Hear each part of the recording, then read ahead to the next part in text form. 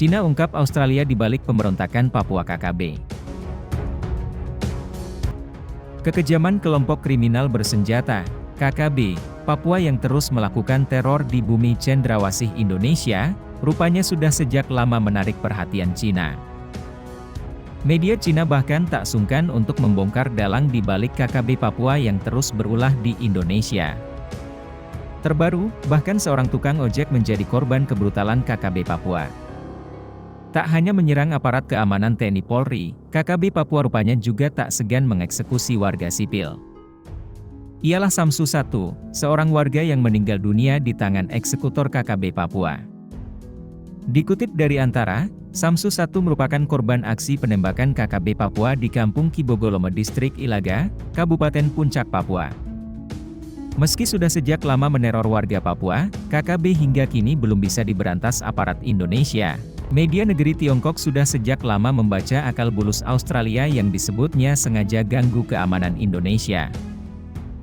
Media Cina itu secara terang-terangan menyebut jika Indonesia jauh lebih kuat dari Australia. Indonesia tidak diragukan lagi merupakan hambatan terbesar yang mencegah Australia untuk bergegas keluar dari Pasifik Selatan. Australia tahu bahwa meningkatkan hubungan dengan Indonesia akan membantunya membebaskan tangannya untuk menerapkan strategi Brexit ke Asia untuk memperluas tangannya ke Laut Cina Selatan. Indonesia, tetangga yang kuat, sedang berjuang, tulis 163.com dalam artikelnya. 163.com menyebut jika Indonesia kuat karena memiliki industri yang padat.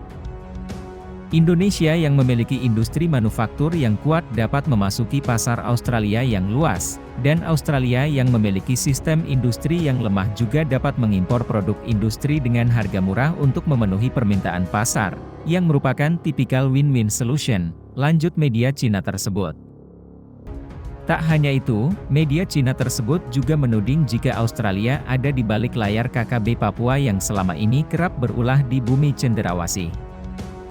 Australia telah mencoba untuk ikut campur dalam urusan internal Indonesia dengan kedok hak asasi manusia, mengkritik pengenalan amandemen hukum pidana Indonesia, ketidaksetaraan etnis, tindakan keras terhadap pengedar narkoba, dan dukungan di belakang layar untuk pasukan separatis di Papua Barat, tulis 163.com.